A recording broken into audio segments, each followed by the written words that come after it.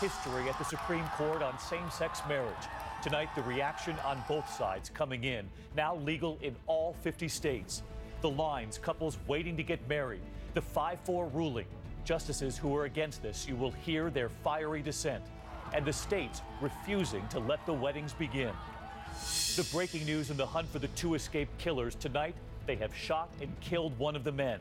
At this hour, authorities say closing in on the other, and we are live on the scene. American authorities on alert tonight after 90 minutes of terror. 3 separate attacks overseas, tourists at a beach resort, an American-run factory targeted, and a mosque as well. Brian Ross is here, Bob Woodruff overseas tonight. And honoring the Charleston pastor and the 8 other victims. The president and the moment a grateful community was not expecting. Amazing grace. From ABC News World Headquarters, this is ABC World News Tonight with David Muir. Good evening, and it's great to have you with us here on a Friday night, and we will get to that historic decision from the Supreme Court, the joy and the anger. We have it all covered tonight, but we begin with breaking news as we come on the air. 21 days on the run, and tonight authorities say they have shot and killed one of those 2 escaped killers, Richard Matt, found and taken down in upstate New York. At this hour, they believe they could be closing in on the other man, David Sweat, still on the run. Authorities now warning communities to lock their doors, secure their cars, that he is now likely armed and dangerous and growing more desperate. They believed both men were trying to make a run for it across the border to Canada. More than 1,100 officers near that border tonight trying to catch one of the most wanted men in America. ABC's Lindsay Janis on the ground in Malone, New York. 21 days, thousands of officers, hundreds of miles of terrain scoured. And tonight, the end of the road for one of those escaped convicts, Richard Matt. We got one guy down. Oh, yeah! Yay! Shot and killed by a Border Patrol SWAT team in a wooded area shortly after 4 p.m., just 17 miles from the Canadian border. One more escaped inmate, David Sweat, still at large tonight. Authorities saying he likely has a gun. The likelihood of them being armed is high. Overnight, a woman getting a suspicious knock on the door. Police arriving in the area at 2 a.m. where dogs picked up that scent. And at 3:45 this afternoon, Matt is spotted. 25 minutes later, shot dead. In the last 24 hours, clues leading authorities to the relatively populated town of Malone. As police continue to search, they are reminded residents in the Malone area to remain on alert. Including DNA from a second burglarized cabin and something they left behind outdoors. The items that we have selected and submitted we've drawn definitive conclusions from that. Authorities now closing in on Sweat, reminding residents to be vigilant. And Lindsay Janis with us now, learning late information about what they might have discovered moments before they were able to take one of these suspects down. That's right, David. About an hour before Richard Matt was shot and killed, he tried to carjack an RV. That RV coming under fire, the driver speeding off and calling 911. All right, Lindsay Janis, who's on the scene for us, she'll stay there throughout the night. Lindsay, thank you. But we do move on tonight to that historic decision we've been covering all day here from the Supreme Court, ruling that same-sex marriage is now legal in every state in America. The American flag and the rainbow flag outside the court today. Same-sex couples, their children with them, celebrating the victory. And across the country, from Ann Arbor, Michigan to Arkansas, from Omaha, Nebraska to Louisville, same-sex couples lining up to get their marriage license and to get married.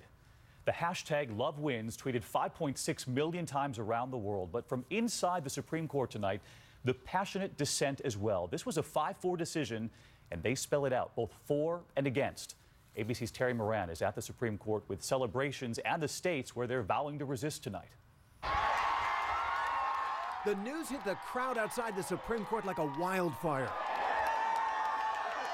Justice Anthony Kennedy, a longtime champion of gay rights on the court, he wrote today's landmark opinion, describing the stakes in this case in the loftiest terms. No union is more profound than marriage, he wrote, for it embodies the highest ideals of love, fidelity, devotion, sacrifice, and family. In forming a marital union, two people become something greater than once they were. And it was the children of same-sex couples, the hundreds of thousands of them across America, just as Kennedy has so often written and spoken about them in the past. They were at the heart of his ruling today. Without the recognition, stability, and predictability marriage offers, he wrote, their children suffer the stigma of knowing their families are somehow lesser. Outside, we met Melissa Faubert and Stacey Macris and their son, Nico. Together for 7 years, they waited for this day, and now will be married. What does today mean for Nico? It means that he will grow up in a country where his family is equal to every other family. Jim Obergefell, the lead plaintiff, carrying a picture of his late husband, John Arthur, together 21 years, Ohio refusing to recognize their legal marriage, taking a call on the plaza from President Obama in the Oval Office. Not only have you been a great example for people, but you're also going to bring about a lasting change in this country. Thank you, sir. That means an incredible amount to me. 4 of the 9 justices dissented. Chief Justice John Roberts arguing that all the good feelings today are not grounded in sound constitutional law. By all means, celebrate today's decision, he wrote. Celebrate the achievement of a desired goal, but do not celebrate the Constitution. It had nothing to do with it. And Justice Scalia, in a rage, scorning Kennedy's poetic opinion as little more than a fortune cookie. But in the Rose Garden, President Obama spoke of the history and the hope in this moment. When all Americans are treated as equal, we are all more free. This afternoon on that plaza, the Gay Men's Chorus of Washington singing our national anthem while balloons spelling out love soared into the sky. And Terry Moran, who's covered the Supreme Court for years for us, joins us now live. Terry, you reported some states planning to resist, but does this ruling go into effect immediately? It certainly does, David. Gay marriage is now the law of the land in every state, all 50 states. And the weddings, as you showed, have already begun across the country. There are a few states where officials are very reluctant to go forward. They want to wait for an order from this court and then an order from a lower court. But you can't say no to the Constitution at the end of the day. And this is now constitutional law in America. Terry Moran, who's grown accustomed to those cheers all day long. Terry, thank you. Outside the court tonight. We're going to turn now to the 3 major terror attacks that played out today, all within 90 minutes. And tonight, authorities here in the United States on heightened alert. The Department of Homeland Security urging all Americans to be, quote, vigilant and prepared as we head toward the 4th of July holiday, and here's why. Here are the pictures coming in tonight, first from Tunisia. The blood in the sand there at a beach hotel, at least 39 tourists killed, a hotel popular with Westerners. The suspected gunman opening fire at a swimming pool. A second attack in France outside an American-run factory. And here's the map, the 3rd attack in Kuwait. At least 27 killed there as they prayed at a mosque. ISIS now claiming responsibility for that attack. It is unclear tonight who was behind the others. But this evening, authorities are on alert here at home. Bob Woodruff is overseas, and he teams up tonight with our chief investigative correspondent, Brian Ross. It was just before noon when the gunman hit. His targets, mostly British and German tourists, still in their bathing suits on their beach chairs, as rescue workers rushed them to the hospital in this popular resort on the Mediterranean. As I turned, the bullet just hit me in my arm. It was a massacre. At least 37 dead, 36 wounded. The bodies covered with beach towels. And I just saw the gunman firing shots randomly at people laying on the sunbeds on the beach. He killed people in the sea, said another eyewitness, and he killed people in the swimming pool. Another tourist told an Irish radio station the gunman even shot at one of the area's popular beach hot air balloons. I just looked up about 500 meters from me and I saw a ballooning sort of collapse down and rapid firing, and then the security on the beach started saying, run, run, run. Unchecked terror as the lone gunman, identified by Tunisian media as the man in this photo, stalked the grounds with an automatic weapon before he was eventually killed by police. ABC News' Bob Woodruff is in Tunisia tonight. Now, authorities say the gunman arrived on the beach in a boat, hiding his Kalashnikov gun in an umbrella. And tonight, the authorities are urgently trying to determine the background of the gunman and whether he is connected to ISIS or any other terror group. And within hours of the Tunisia attack, there were 2 more terror attacks. One 700 miles away at this American-owned gas company in France, where one person was found beheaded. And then a suicide bomb attack in Kuwait, where 27 people were killed during prayers at a mosque. Tonight in London, British officials are considering a mass evacuation for more than 20,000 tourists still left in Tunisia after a day of terror that has raised alarm bells all the way to here in the United States, David. All right, Brian Ross, our thanks to you and Bob Woodruff tonight. ABC senior justice correspondent Pierre Thomas live in Washington tonight. And Pierre, the Department of Homeland Security calling for vigilance as we head into the 4th of July holiday. As you've reported, there is a real sense of urgency to prevent an attack here at home. So what are you hearing from your sources tonight? David, there's real concern. The reason every day ISIS is using a social media campaign to blast out messages to thousands of followers here in the U.S., encouraging them to kill wherever they are. In response, the FBI is conducting a broad campaign targeting suspected radicals, 7 arrests in the last 2 weeks alone. David, a number of these people are accused of planning bombings or mass shootings. So yes, high concern this upcoming holiday week. 7 arrests in 2 weeks, as you point out, Pierre. Thank you.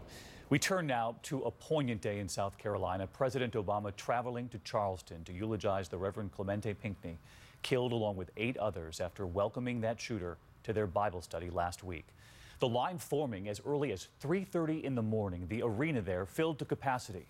But no one could have expected what they were about to hear from the president. ABC's Byron Pitts in Charleston tonight. Today in Charleston, though somber the occasion, scorching the heat, mourners came by the thousands. It's all right to lift up your voices. Inside the packed TD Arena, more than 5,000 strong, the going-home service for State Senator and Pastor Clemente Pinckney. President Obama arriving mid-service, here as the nation's comforter-in-chief. What a good man. You don't have to be of high station to be a good man. A good man gunned down with 8 others inside Mother Emanuel AME Church during midweek Bible study. Accused killer Dylan Roof was never mentioned by name, but a sign near Reverend Pinckney's casket seemed aimed at him and all who hate. Wrong church, wrong people, wrong day. Blinded by hatred, the alleged killer could not see the grace surrounding Reverend Pinckney and that Bible study group. The light of love that shone as they opened the church doors and invited a stranger to join in their prayer circle. The president spoke of the nation's long struggle with race and the South's seismic shift this past week regarding the Confederate flag. Praise across political lines to South Carolina Republican Governor Nikki Haley. She called for the flag to come down earlier this week. The flag has always represented more than just ancestral pride. For many, black and white, that flag was a reminder of systemic oppression and racial subjugation. We see that now. In church, the president acknowledged the national conversation about race. We talk a lot about race. There's no shortcut. We don't need more talk. A plea not just for conversation, but change. It would be a betrayal of everything Reverend Pinckney stood for, I believe, if we allowed ourselves to slip into a comfortable silence again. You're right. And then an ending that took the audience and the nation by surprise. Amazing grace. The president defined grace as unmerited gifts from God for the people here. The 9 men and women murdered inside Emanuel AME Church were all a gift. David?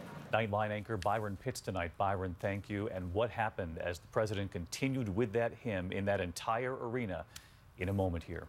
In the meantime, to other news tonight, the NTSB now investigating a deadly plane crash in Alaska, believed to have slammed into a cliff. All 9 on board killed, most of them tourists from a cruise very popular with American families this time of year. They had set sail from Seattle. Here's ABC's Neil Karlinski.